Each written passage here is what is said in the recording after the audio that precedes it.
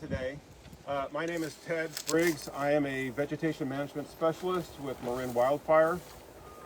We are very pleased to have you all here to see the important work that's being done here on the site. This is one of 3 major projects that Marin Wildfire is involved with. We are lucky to be paired up with San Rafael Fire on this particular project. What I want to do first is just do some very brief introductions with some folks that are here in our participating agencies, maybe a couple of introductory remarks, and then I will hand it off to Kate Anderson from San Rafael Fire, who will then lead us through the tour. So, folks from Marin Wildfire, raise your hand.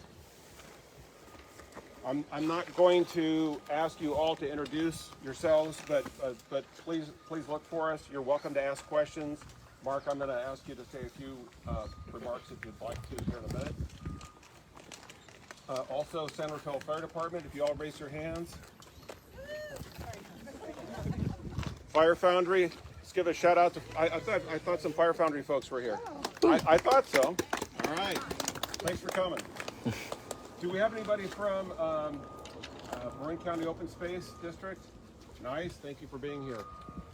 We also have partnered with the Cedars, which is a facility up the road here. It's where you see so much of the traffic going to and from today. I don't know if we have a representative from the Cedars with us. Oh, thank you for being here. Thank you. And who else? I'm sure I missed somebody else. Belle, I'm going to ask you to speak in a minute. So Belle represents the Ecological Sound Partnership? Practices. Thank you. Thank you. And Kathleen, who are you pointing at? This is the defensible space team for much of Marin, except for City of San Rafael and Nevada. So Perfect. We do the rest of the defensible space. So Thank right you. on the other side of the cemetery. Perfect. Is there anybody else that I've missed as being a sort of a participating agency? I'm sure. Board members? Anselmo Open Space. Perfect. Thank you for being here. Okay, with that, Mark, I'm going to hand it off to you for a few introductory remarks. I'll make sure we, Clark Brown with Marin Wildfire. We have Rachel First, a council member and board member from Marin Wildfire. Bruce Goins, board of director with Nevada Fire. Fred Casisa, town council member for Corte Madera, and one of our board president behind me, or behind you all, Julie McMillan from the town of Ross. I see a couple of our Citizens Oversight Committee members, Pat Randolph, Larry Minikis. Did I miss? And I just want to thank you all for being out there. And we want at Marin Wildfire, we want to show that we're doing exactly what we said we were going to do in the way that we said that we were going to do it. And by bringing you all out here, I think that's a great opportunity to do that. Okay. Belle?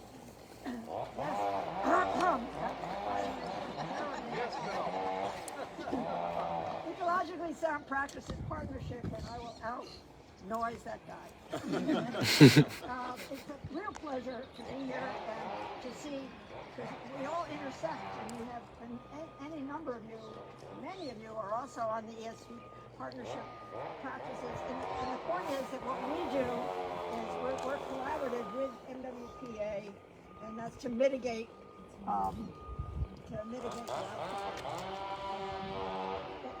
prevention wisely, as we say. And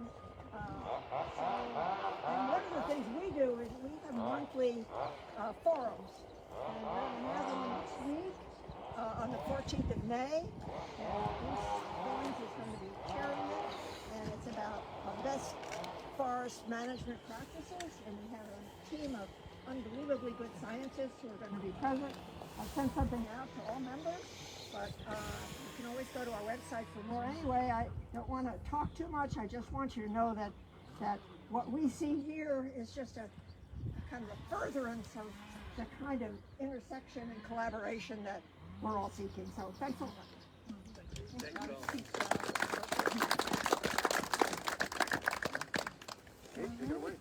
All right.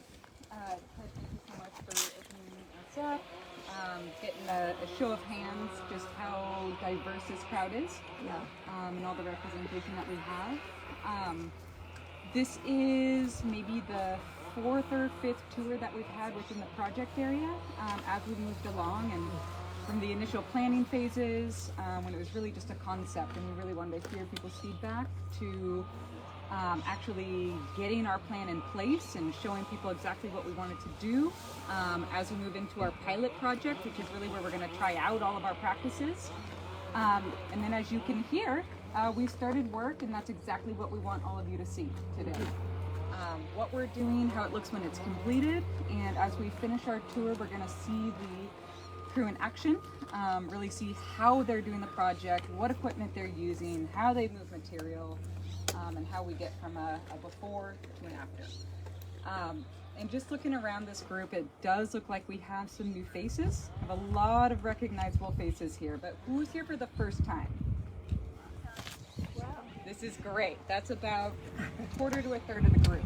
So as we move along in this process, we want to keep sharing the news, get people involved, tell your neighbors, tell your friends, anyone who's interested in this kind of work. We want people to come and see what we're doing. So thank you all. I do want to go over a few safety items before we get started. As you can hear, there's work in progress. Most of our tour is going to be away from the active work zone, but as we move into the designated zone where we can watch safely from, I did bring a few earplugs.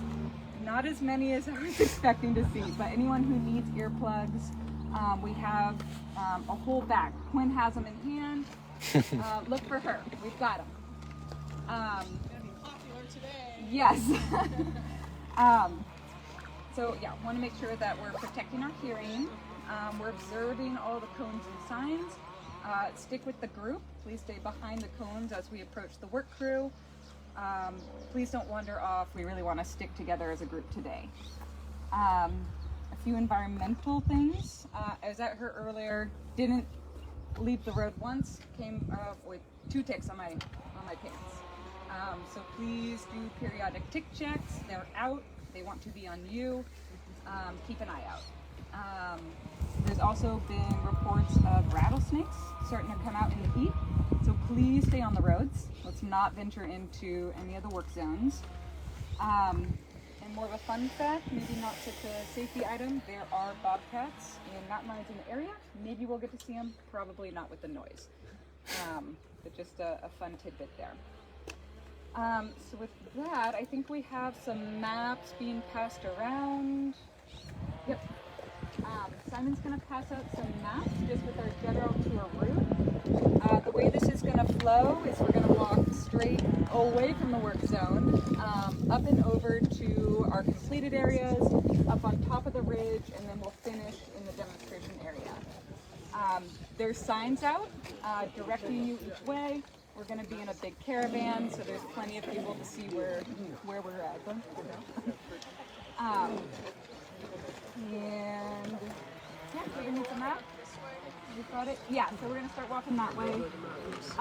We're going to have a few kind of stop and talk points where we'll talk about the work, our methods, and in between is just general time to ask questions, to walk, to see the site, and feel free to approach me, any of our staff, any of NWPA staff as we walk along. Oh, yes. So we have 2 drivers if you would like a ride up to the top of the project. Does anybody need a ride? Or if you do, please find Steven. No, it's on. Okay. So. Please come to Kathleen if you want to raise your hand if you need a ride up the hill. Any questions before we get going? I don't know who to get from the NWPA. They're all involved in the government certification. Yeah, so the NWPA Sure. So, do you want to do that at the big forum, or can I help answer questions along the way? Yeah, why don't we take it along the way Sure. and we can I'm address happy that to when we get to the first point. Hi, and your life. All right. All right, are we ready to start walking? All right. Hey, Ted. Brian, nice to meet you. Ted and Brian, do you mind if I have this little discussion about what the Marin Wildfire is Yeah, sure. on live? Yeah, you We bet. could do it as we walk. I just wanted to Okay. just kind of tag along Sure. for those who are listening in. MWPA is the acronym for Marin Wildfire Prevention Authority. We came about It's a short as a joint powers authority. So multiple government agencies got together and they all decided to form another government agency. From our county down? Correct. Well, across many of the municipalities in the county.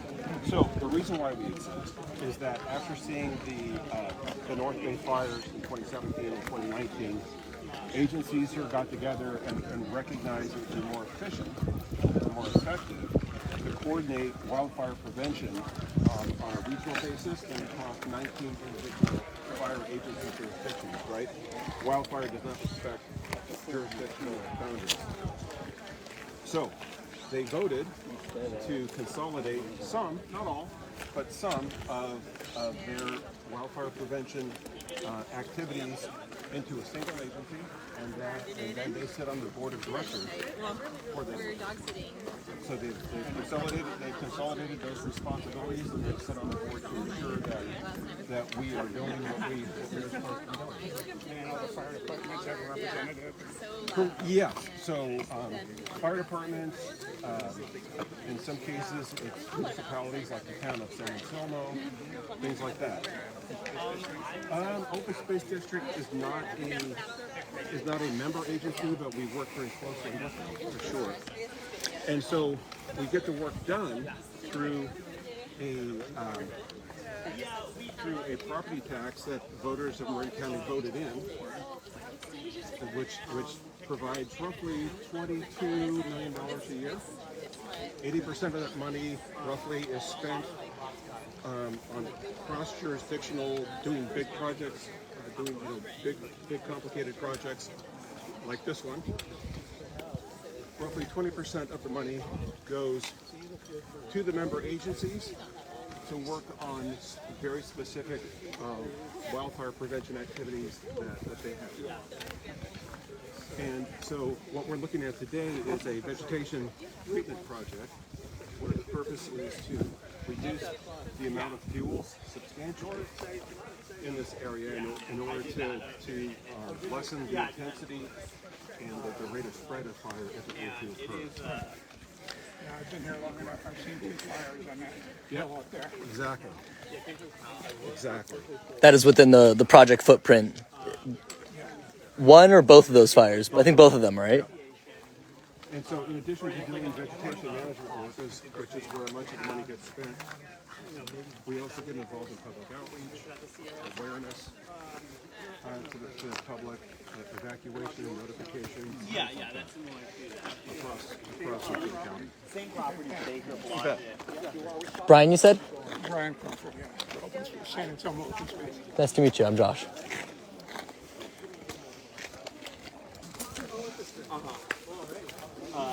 It would be like, elderberry. Like that sort of thing. And then we were with the then number 1. Oh yeah, those are all. Both alumni.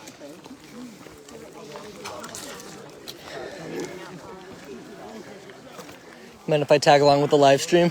Sure. I don't have much to say right now. That's okay. I'm just admiring all the work that's been done. Did you do your survey? All right. I think we'll circle up kind of like here. Okay. About this unit.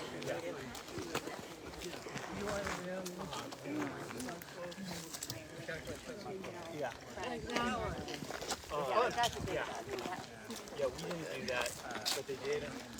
Smells good. She's doing a paper on. Yeah. Oh, cool. Yeah. I'm like, you gotta come see it. Might be a little harder.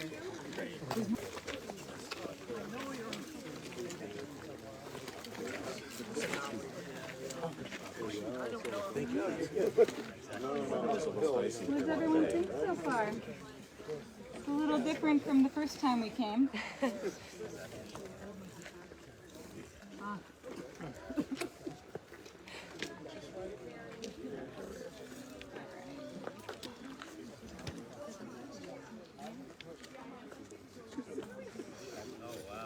This is a big group. All right. Can everyone hear me down there? The cars are still pulling up in the rear.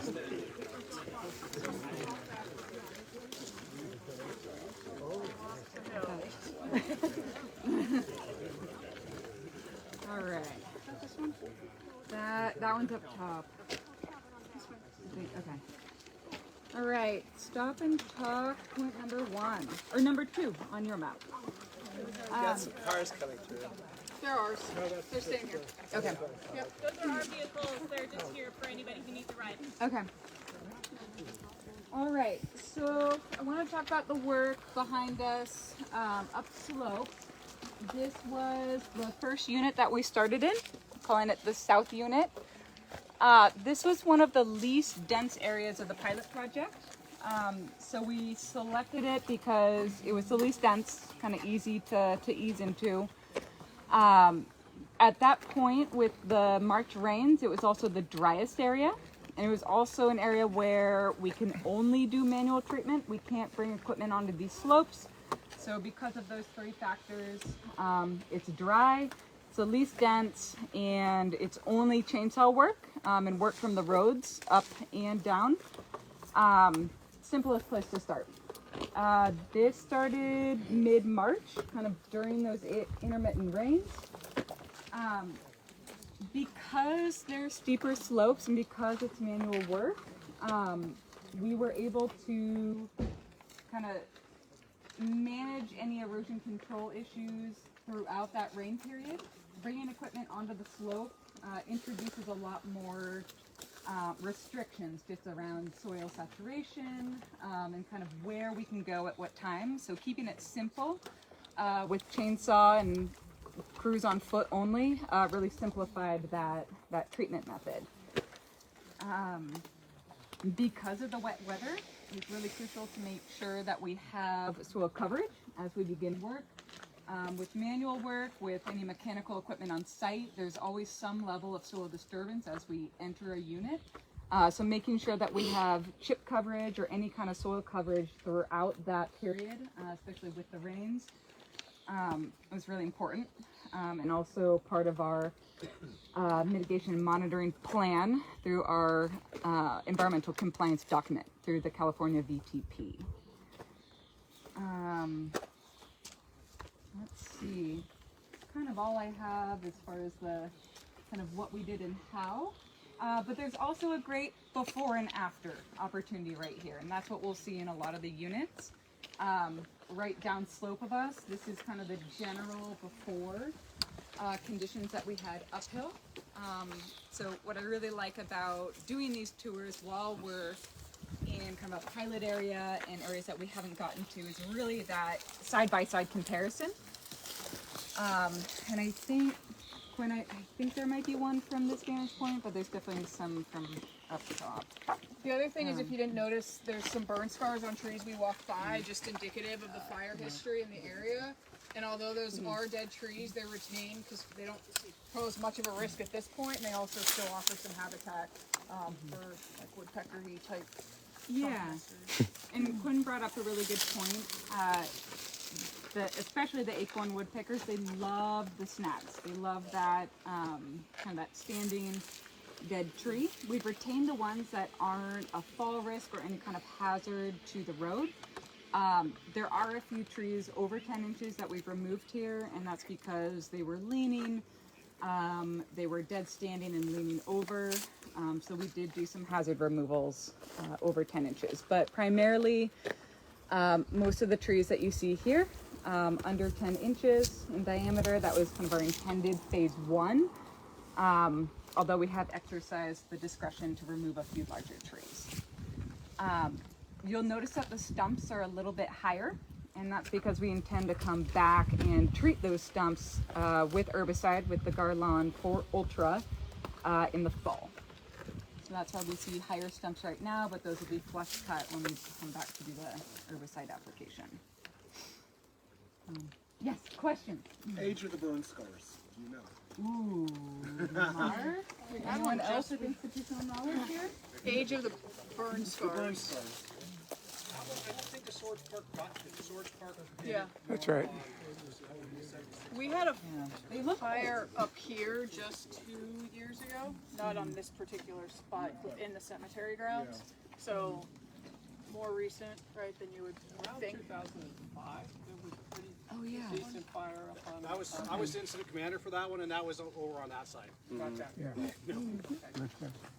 Kate, why do you have to wait until the fall to use the herbicide? Why not do it Great now as a question. cutting? Where's Kelvin? Calvin? You're up. Yeah. Kelvin is a licensed The qualified applicant. So our internal herbicide use guru. Why wait till fall to treat?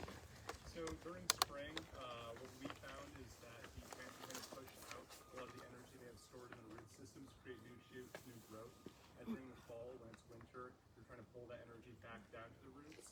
If you do the application during fall, they're naturally going to be pulling in those treatment methods, those chemicals into the root system with them, and creating a much higher efficacy in having one application create so there's no more stump sprouts.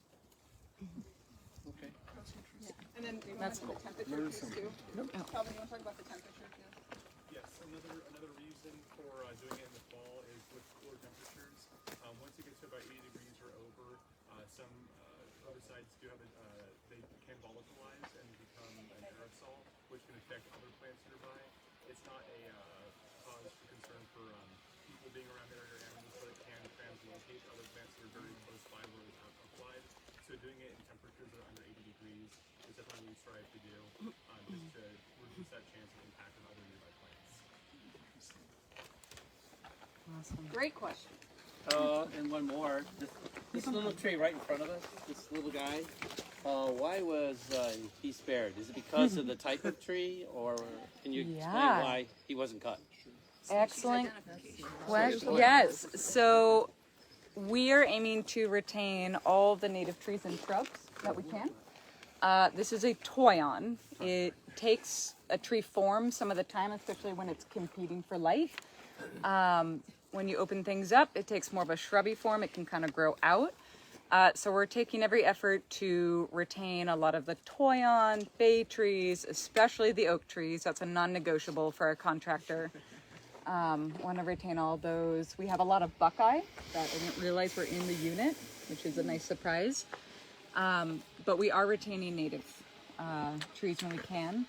There's some times where we do need to remove native trees in order to remove the eucalyptus, and kind of weighing the balance there.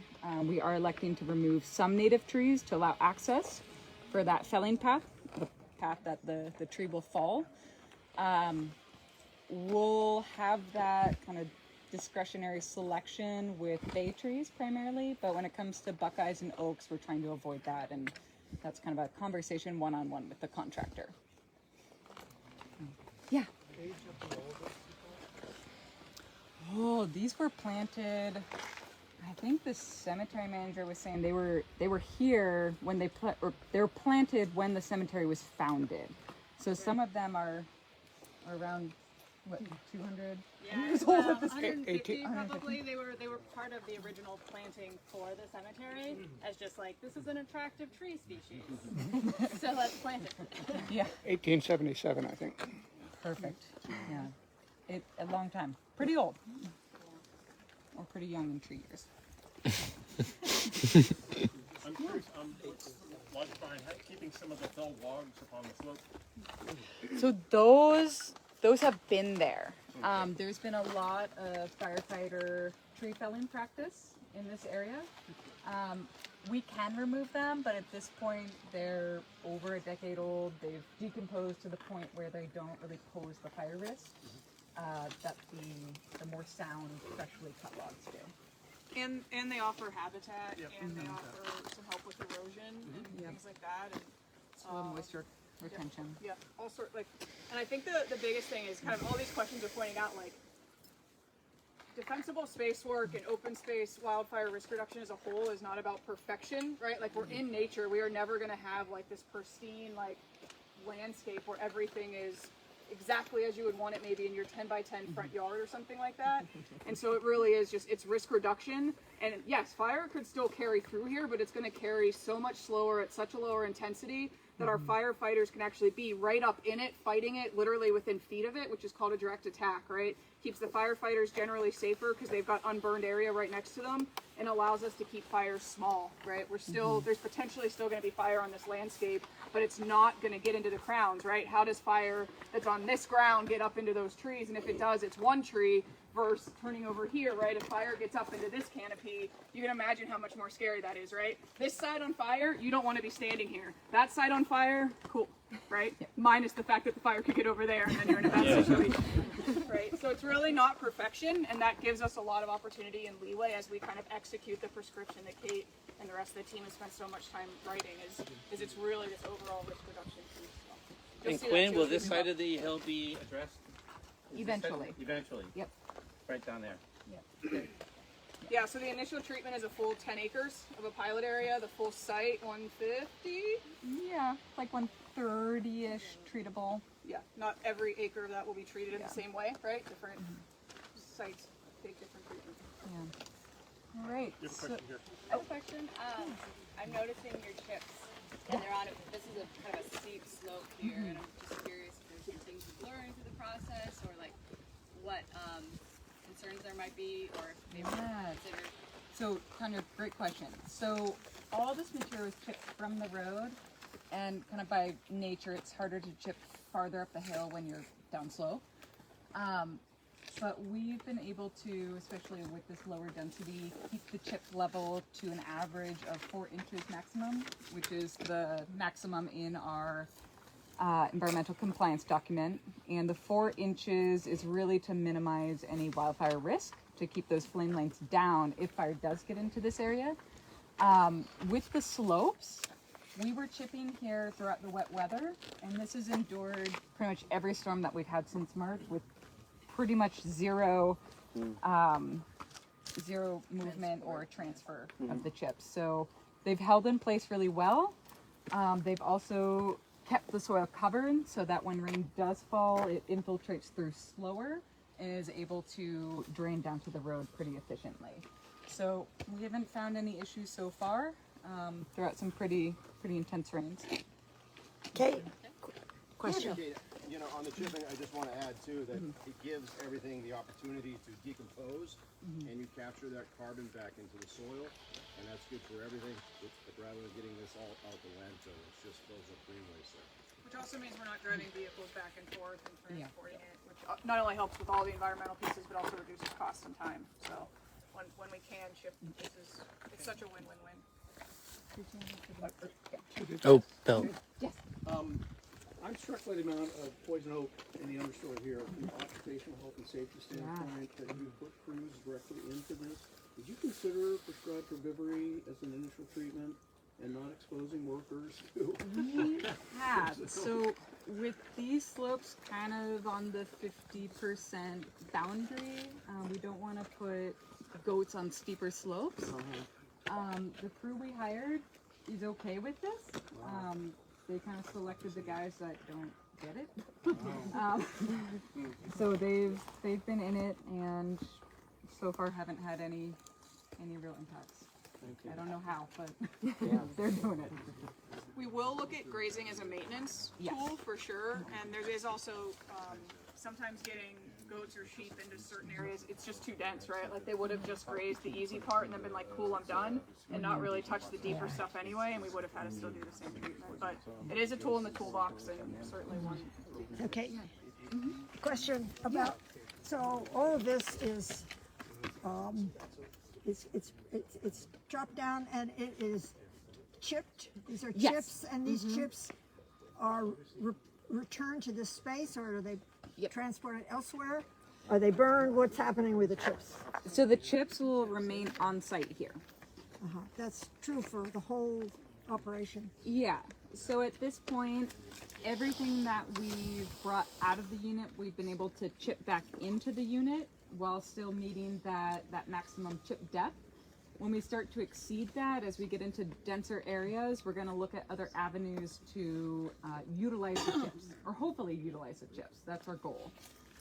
Whether that's for mulch, the cemetery wants their own mulch pile, so we'll start there and then move out. Whoever else wants chips, let me know. We'll have plenty of them, and that's our intention here. What's the maximum depth? 4 inches. On average. On average. There might be some piles. Yes. And that's working out in terms of. Yeah, and when there's been a few areas where it's heavy, Yeah. they'll come rake it out, and that's been a non-issue. And one of, I guess, maybe a bigger picture, because this was like literally the first area where they started at. I think maybe the visual, right? So they started with only a few people on the crew because they were in a really tight area. So from an occupational safety, right, stay small, open up that space. As they've opened up more space, they can add more crew. They started with just felling, right? Piled up the stumps. They didn't even bring the chipper, so there wasn't like a ton of active felling and chipping at the same time because way too small of an area. They got their piles of logs, then they would move on with the cutting, ship the pile of logs that they had piled on the side of the road, and kind of proceed that way. And then as they get more and more space open, they can spread out, have more people on site. I think now sometimes there's up to what, 10 plus crew here. When they initially started, it was like 4. Yeah, and it varies pretty much day to day. This is a large company and they have a lot of projects. They're doing another one for us right now in San Rafael. So kind of bouncing back and forth, and you know, depending on which unit they're in and how many people they can get in there safely, the crew size does vary from either 4 to about 10. So this is one company that does it all. It does the felling, and it does the chipping, and it does the rest of it. Yep. And they'll drop them, so they try to get them down towards chipper or wherever else. They're trying to wench up as less waste as possible because that's easier for everybody and easier on the ground. They'll pull them down, etc. Some places you don't have a choice, right? Obviously. But should we go up? We should go up. Yeah. The other piece that I want to address with a lot of the chips on site, and can everyone hear me over there? Okay. There's been a lot of questions around, you know, chipping back on site, especially when we have native trees, and kind of what that does to natural regeneration after we put the chips on. And there's been a lot of literature, kind of inconclusive, about what's called alleliopathy, kind of inhibit, or how the chips will inhibit growth of, you know, all the vegetation, native, non-native, you have it, when there's a blanket of chips. But I've been making a real active effort to find other people who are doing projects like this. One forester in the East Bay, at East Bay Regional Parks, is running a really similar project, pretty much the same prescription, everything under 10 inches. And what she's been seeing over the last 3 years, they're about 3 years ahead of us, is that they're getting regeneration of native oaks and bays in historic savanna areas that have been encroached upon with the eucalyptus over, you know, 150 years in a lot of cases. So all anecdotal, but really encouraging. And so what we're hoping to see on our site, since we are doing a similar treatment with the chips, is that we'll see, you know, hopefully native plants. We'll probably get noxious weeds as well. There's been a lot of broom in the area that's very likely to pop back up again, but that will be part of our maintenance effort. But really encouraging news, and we're hoping to keep an eye on what comes up here as well. So just a little bit about chips, and I know that's been a question for a lot of people. Can you explain allelopathy to us that don't understand? Yes. Allelopathy is kind of a chemical defense of a plant when it doesn't want other plants to go around it. So oak trees also have natural allelopathy. That's why you don't see a ton of variation in the plants that grow under oaks. There's always some grasses that can, but they really inhibit the growth of other trees around it. Eucalyptus has a similar property. Obviously we see that there is regeneration and establishment of native trees, so it's not a complete 100% elimination of everything around it, but it's definitely a factor, and there's a lot less trees here than there probably would have been if that wasn't a factor. It also dissipates with, that will dissipate probably within a year. That's what I'm hoping. But the research I've seen indicates that it's about a year or less. Yeah, you could send that to me. Yeah, all the literature that we can find to help us understand how that's going to act, we really appreciate. That's great news. I'll see if I can do it. It's been a long time. Yeah. I think the other thing that you can kind of see from up here, as Kate was pointing out the natives, is we aren't not touching the natives at all. You can see a fresh cut lower limb removed. And so we're limbing the natives up the same way we would ask everybody to do those on those properties. So again, perfection, no, but drastically reducing that ground up into canopy potential, yes. And that's just a couple little stray cuts, limbs removed, and those trees are going to be just fine and kind of continue to grow in a way that's more fire adapted, rather than still having a lot of low-lying limbs. So. Kate or Quinn, is that a man's and eating on a, not ramp, what's a little like a It's still a toy on. the light color? The light Mm-hmm. color? I'll go down and check. No, that's not that important. Yeah. No reason to do that. I was just curious. Yeah. Another point, less related to the actual project and the treatment. As you can see, we're in a very active cemetery. I just wanted to make sure kind of the logistics were understood too, as the work progresses, this is going to be an ongoing treatment. And as the cemetery does have services kind of intermittently throughout our treatment, that's communicated really clearly. Our crews will shut down and observe the service, or the time for the service. So that's something we're really tuned into, and it's been a big coordination effort. Just in case anyone is wondering. Yes. This is the first treatment. What are your out-year plans for maintenance on these projects? Yeah. Have you thought that through? Yeah. So just kind of noticing, on our projects throughout San Rafael, kind of getting an idea of what the kind of return interval for maintenance will be, depending on species. We know that we're going to have broom coming back. So that's on a more regular basis, maybe every 2 to 3 years, depending on when that broom matures enough to regenerate on its own, produce its own seeds. For the eucalyptus, we'll be doing our initial herbicide application. That doesn't typically take 100%, so we will be monitoring to make sure that we are picking up any stump sprouters that come up from that. That'll be a continual effort, and we're 5 minutes down the street, not hard to come out and check, and that'll be part of our maintenance plan. And that herbicide treatment is so important, because in other areas across the city where we haven't stump treated, right, this is painting on stumps. I want to be really clear when we talk about how we're doing that treatment. We're not broadcasting, right, it's very direct application, but where we haven't, it really is creating a worse situation, because now you've got really bushy, like 10 potential trunks coming out of one stump, a lot worse than right before we potentially do the treatment. So that treatment is critical, and making sure we do get those sprouts as they come up.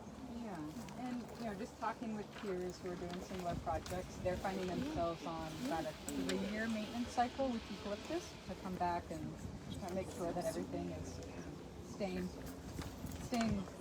as low as it can. But yes. As a dog walker around here, any concern with the herbicides and the dog? Yeah, so yeah, we'll put out notification. Who's Calvin? Calvin, herbicide. So from time to treatment, it's like 6 hours until the area's dog walker. So when someone can come back into the area, so if Darla is relatively low on the hierarchy, you can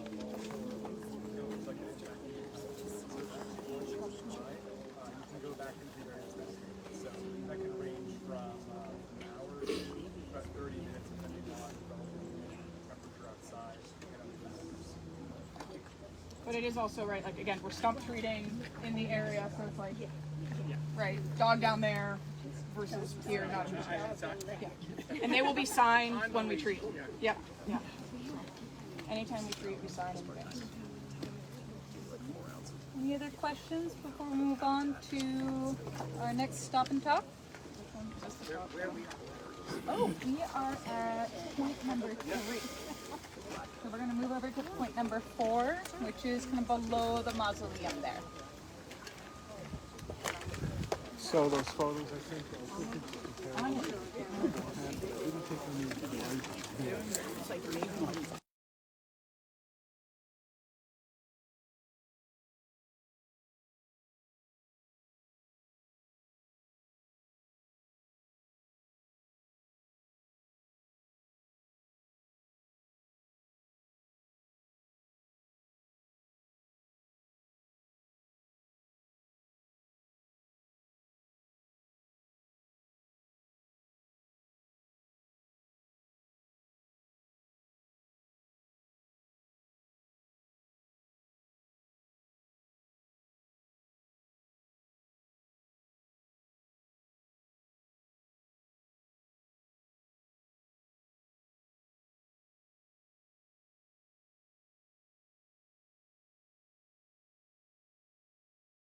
We're gonna look at what? A shrub field. A shrub field.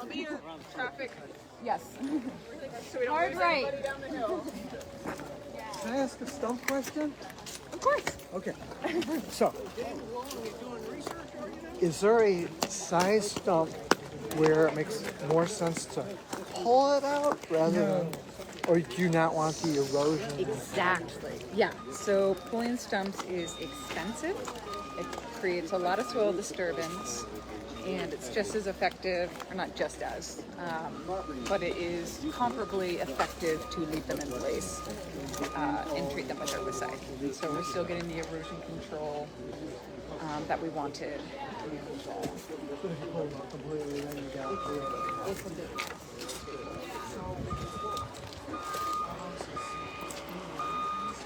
It's beautiful.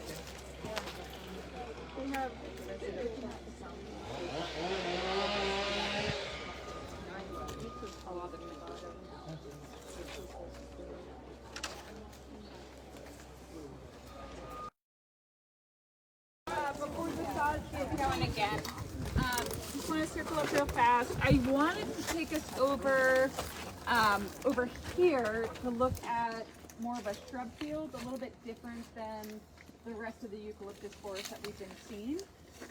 If this is a little bit more interesting, we can stay here, not a problem. But over there, I really just wanted to kind of show, you know, in the shrub field, kind of what we were removing and what we retained. That's an area that's more open, and there's probably the highest density of native trees in the area. So I wanted to show how many of those were and kind of how hidden they were amongst all the broom and the poison oak that was there previously. Quinn, I think this is one where we had the good photos before and after. So if people want to see it, that's great. But I won't make you all go over there. Looks like it's left. This is the part of the project where we started using mechanical equipment. These are still small pieces of equipment, small excavators, small skid steers, but we're starting to take them off of the roads and into the units where the slopes allow. We were really lucky to get a few old unpaved skid roads right through the project. So using these existing road beds, we were able to access more of the interior of the project without having to go off of it too much. There's also a smaller existing road bed that goes down this slope, kind of down the swale and out to the river below. So we utilize that as much as we can. There's still some areas where we have to go off of those in order to either chip or move chips in some areas. We do use the skid steer to kind of shovel chips around the area to make sure that there's pretty average coverage throughout the unit here. They don't have it in action, or at least we can't see it from here yet, but a lot of the equipment, the excavator and the skid steer have grapples, so they're able to kind of take, kind of like at an arcade, the little claw game where you, yeah, where you grab your toy, your prize. That's kind of what they do here with the trees. So they're able to move trees, lift them off of the ground as much as possible, so there's the least amount of drag, and we don't get a lot of soil disturbance that way, which has been good. So if you'd like, we can continue over here. If not, we can continue on. I have two questions. Yes. One is the cost per acre question. I know when we, on our first field tour here, MWT allocated $400,000 for 10 acres. Yes. So are you coming to any conclusions with regards to how that's meeting your estimated cost? So far, we're on track. Yes. So yes, we are on track with the budget. Our contractor's been doing this for many decades. They're quite versed in kind of what this type of project will cost. They're also doing a lot of large-scale eucalyptus projects throughout the area. They're also working at East Bay Regional Parks and a lot of other eucalyptus removal. So being able to cost this out, they've gotten pretty good at, and they've been very simple to work with budget-wise. Now the other question, as a timber sale administrator, prior to any work going on here, I'm assuming, can you describe what you do with the contractor prior to letting them enter the unit? It's not just the felling, but the skidding and with equipment and designated skid trails and things like that. Can you just talk about the precautions that you take to make sure that this operation is conducted in a responsible, ecologically sound, so they don't just go wild all over the place? Do we want to be here all day? Yeah. Just say yeah, that's what you do. Thank you. Yeah, so Bruce asked a very good question. I'm thinking how to condense that down, kind of how we go from the initial concept to boots on the ground, work starting. Can I take that really quick? Yes, please. So, hi everybody, Quinn Gardner, Deputy Director of Emergency Management. I get credit for being the one that was smart enough to hire Kate like 3+ years ago. The answer to Bruce's question is ultimately we took a trained forester that used a lot of great environmental consultants with Kelvin, who's got the herbicide expertise, and Kate as a former wildland firefighter. And we said, we trust that you can, as a forester, take your knowledge as a forester and as a wildland firefighter, and you can work with the environmental consultants that know the state code inside and out, and that through an amazing team effort, we can do this right, and that we can use taxpayer money in the best and right way. And so there is a very detailed answer to Bruce's question that I was about to give it. Kate could go into forever and ever and ever, and you know, the contractors and selecting contractors, and even just like, right, my own ignorance of like, all people that cut down trees are the same. No, they're not, right? Like, people that do timber work versus people that can do lighter fuel work, that can limp things up, that do the work at people's homes, and all of that's different. So with the right team, we're able to do that. Also with geological surveying, right? Obviously, we're in an area that's got immense historical value. We are very conscious of that, and use a lot of scientific in those fields to answer every one of these concerns that we've brought up, because they all are important, and so is our community safety. And so we squish it all together into this beautiful 150-odd acre project, and we get to help keep our community safe with it. So that's my short answer to your question. She will give you a much more technical, scientific-driven answer, and I'm sure she or anybody else on the team is happy to dive into that detail. I'll add one other thing. Thank you so much, Quinn. One of the things we do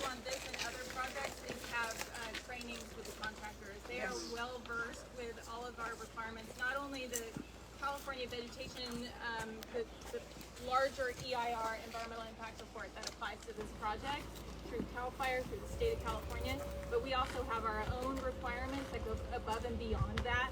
And all of our contractors meet with our member agencies and environmental consultants, the archaeologists, the biologists, before they touch anything, and get a full training on what the requirements are that are specific to that project. So this project, same thing with all of the MWPA funded projects, same thing. We get going out and making sure the contractor is well aware before they start cutting. So, and if anybody wants to see the mitigation monitoring and reporting program, it's a lot of fun. Edge of your seat, yeah, come by and take a look. But this has a lot of the requirements that all the contractors, all the work need to comply with, and so this is a document that lives with us as we implement our project. It surely is. Yeah. There's a project webpage for this project and each of the 4 MWPA funded projects. This document is an attachment to the larger environmental compliance document for this project. So marinwildfire.org and go to vegetation management. Oh my gosh, it's a keyword. Go to keyword. Anyone who wants it. And now that you brought up kind of our training and environmental surveys, I was wondering, this is the perfect time to address our nesting birds. Temporarily. Yeah. And then we'll go see it. Okay. So that'll be good. So let's go see Timber! Way more. Yeah. Or we can just take it. We heard it. Maybe while we're paused with the chainsaw, we're going to bring up one of our wildlife biologists who helps support this project and helps support and plan the environmental surveys, the various biological resources surveys. I don't know how I'm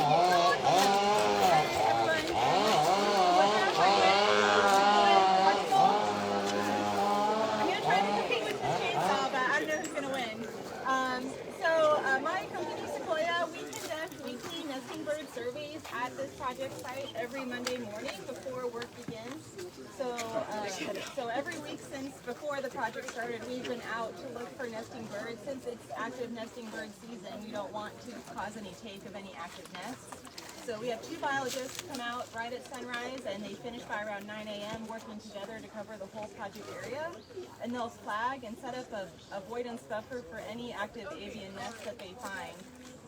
So far, they found 7 nests over the course of 10 surveys. Of course, we started in March when it was still kind of cold and rainy, but nesting's kind of picked up a little bit since then.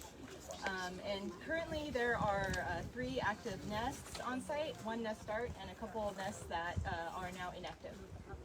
So it's been pretty successful in avoiding, the project has been successful in avoiding these nests, and of course, like with all this active work, it's likely like causing the birds to nest elsewhere, you know, not in the active work area. So as long as they stay active, you know, the birds are staying out of the area, and we're not finding a ton like in the active work area. They're kind of like on the edges, and so they're pretty easily avoidable.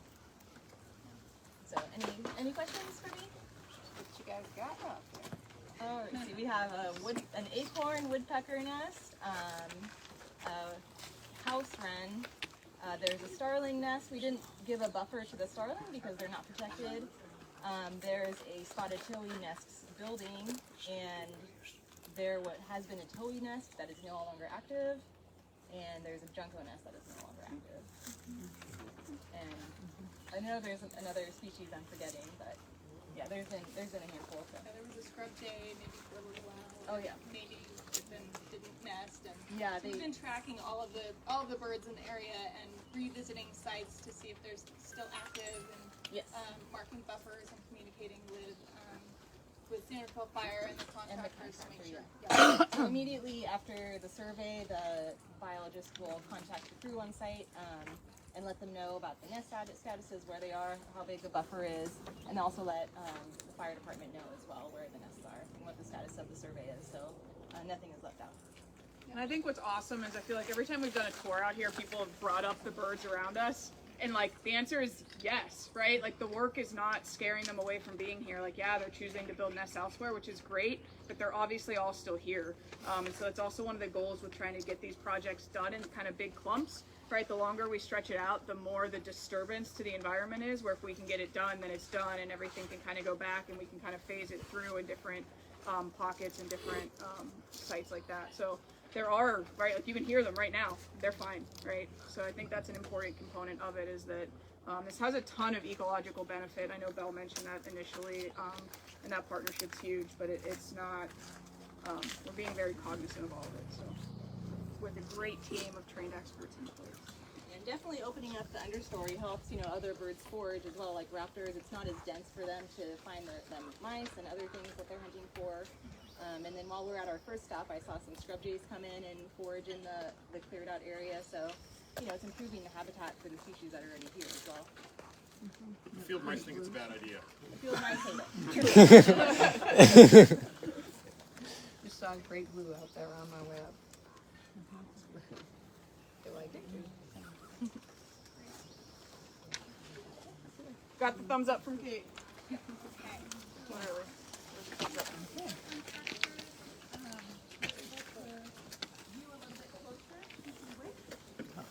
People can stay over here. People can get their ear protection if they want. Say hi to Rebecca Suggs.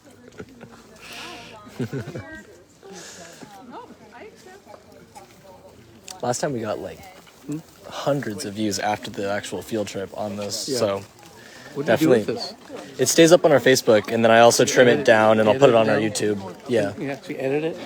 Well, the one that goes on YouTube is trimmed down with all the dead space cut out, but the one that's on Facebook is just the whole thing. YouTube actually has one integrated, so when you upload it to YouTube, you can trim stuff out, but there's other stuff that makes it pretty easy too. I used to do this stuff professionally. You miss it? This is my least favorite work I do as a forester, is administering timber sales. Least favorite. Why is that?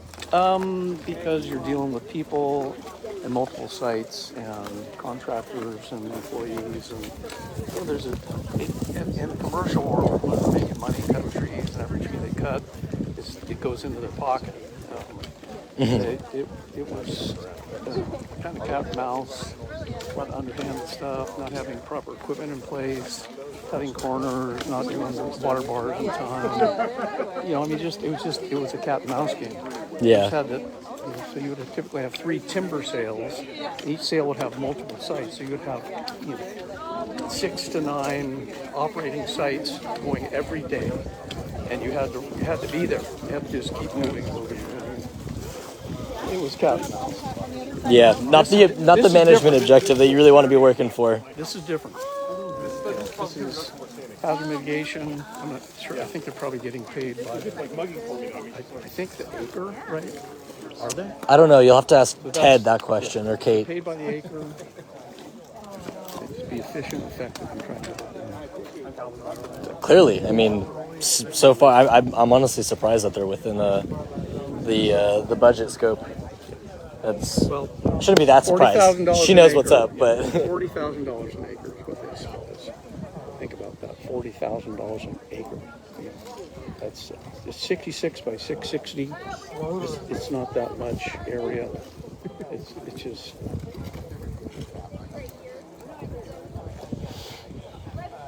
hopefully we get that grant for the rest of it. Which is equivalent. You know what an acre is? 4560. It's a dollar a square foot.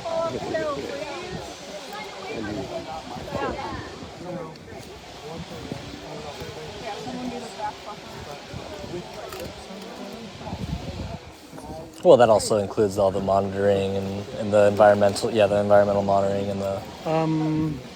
I don't know. I would assume so. Yeah. Yeah. I think so.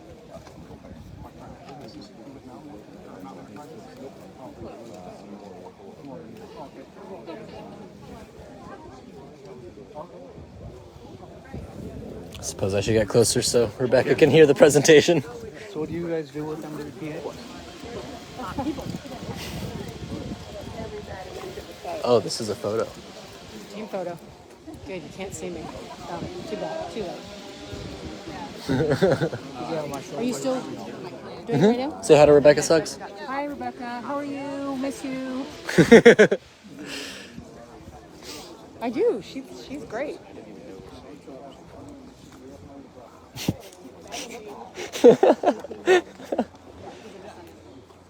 But you guys was at cheering about his face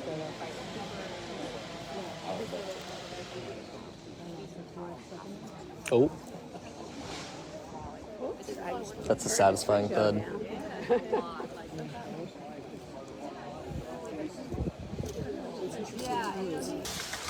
Oh, but it hits Oh. native. Do not snap the native. So, Snap the if toya. you're not familiar with tree felling, you can control directional felling based on how you put your initial cuts into the tree.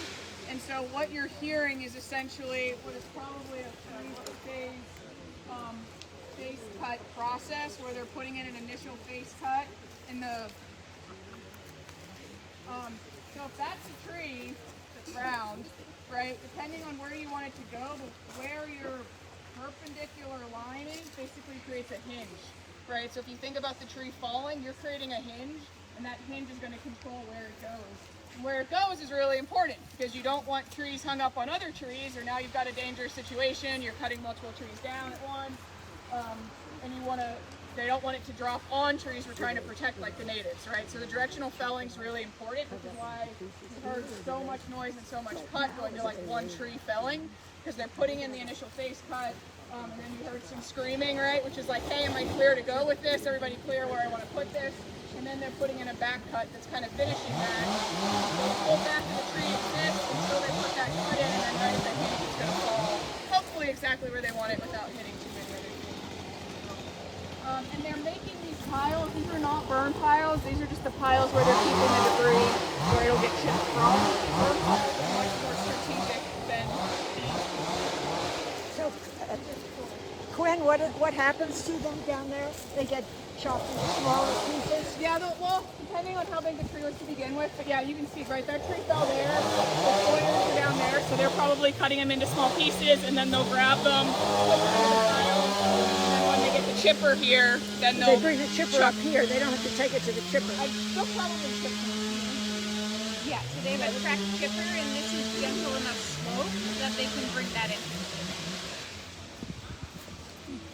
So you can see them now, like part of this whole process is like order felling, right? It's like dominoes. Like how do you create your holes, do your work, not just for where the tree's gonna go, but so that you have good footing and good safe area around you for when you're cutting.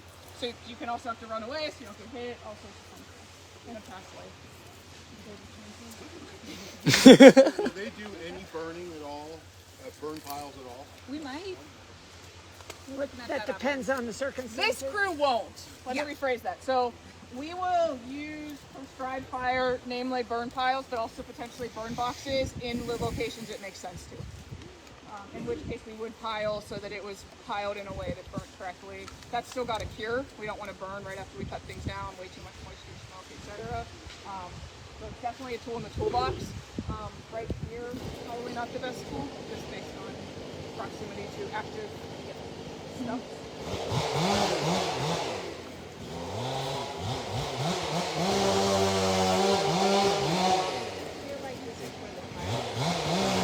Yeah, I mean you can see the burn scars, right? That's where it says Yeah. right there, and I know it's like right Yeah. there.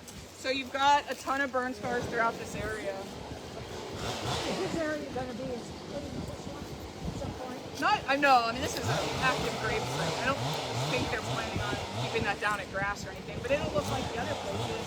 There's some other species of non-eucalyptus trees in here that we didn't see before. That I can't really see. So they went one way, created a hole, went the other way into that hole. One big massive dome. Gwen, isn't this a good example of what happens when you dump? Where? These. Oh, yeah. Yeah, absolutely.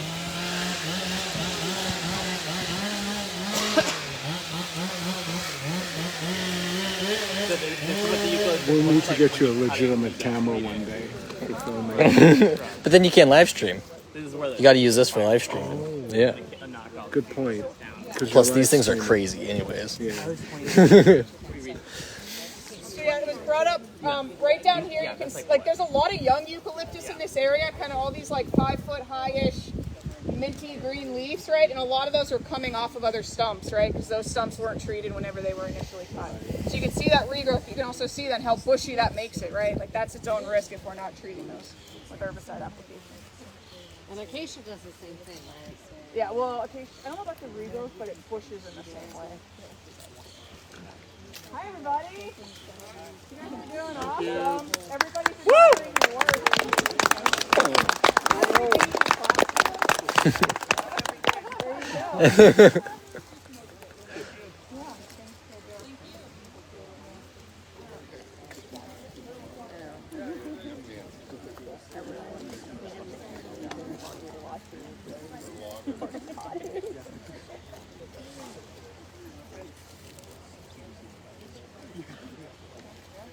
Right. Yeah. So they're gonna do some saw refueling. In that time, we're gonna walk through, kind of see what they've done from the bottom, and see some of the other completed units. But this is kind of the end of the formal tour, and we're gonna meander down while they're taking a break. But I want to thank you all for coming. Thank you.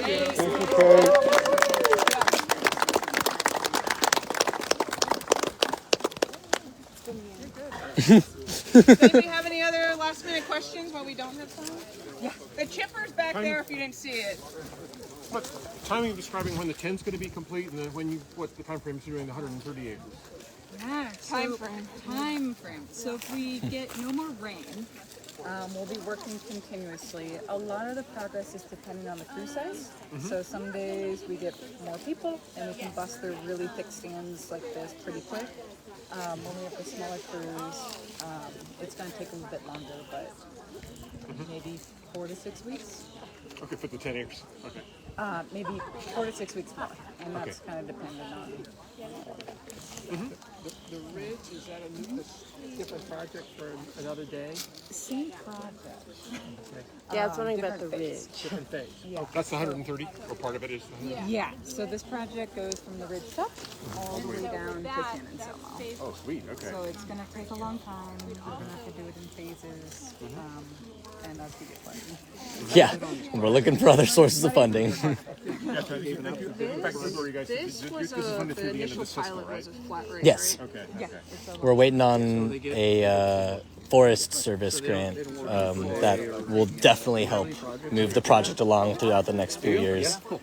And then if that doesn't come through, we're going to keep looking for others. Because the contractors are like, it's too much time and energy to go out I there. was worried about the lower eucalyptus, like right by our yard, which is right there. Yes, there would be. Well, part of the prescription for the larger fuel break, I don't know if you've read through it in detail, is to do defensible space on private properties.